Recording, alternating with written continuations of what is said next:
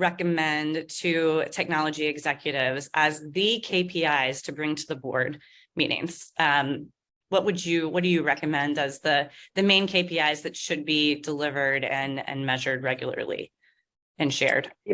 It really depends on your strategy and what you're trying to achieve. Because ultimately your KPIs are around the effectiveness of your business in delivering your business strategy. And so you need to start there. So some of the ones that we are watching from a TBM perspective, we look at the mix of our workforce and what our workforce spends its time on, because that tells us around how much governance, how much overhead we as an organization are putting on our workforce. Because you think about an agile organization, we want them to be spending as much time as they can on doing the work within the right guardrails, as opposed to having others perhaps help them or having structures that slow them down. We look at the speed to implementation. So we use a lot of our DORA metrics around how are we enacting change.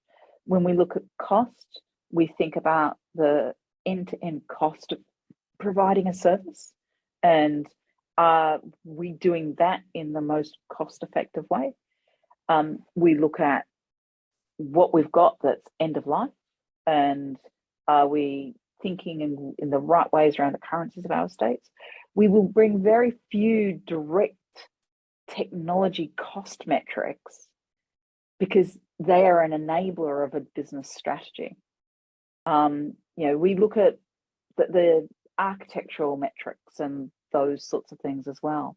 But when it comes to what do we ask our technology teams to look at in terms of cost, it's really around that value conversation, which is for what I'm investing in and what I need to achieve from a business perspective, is that cost that you can see in your bill of IT something you feel is worth the amount that you're spending to get the value that you're getting. And we try and encourage that conversation with our franchise heads, because as part of our value streams, we dock into them. Yes. And so a cost per journey would include technology costs, would include your TBM costs.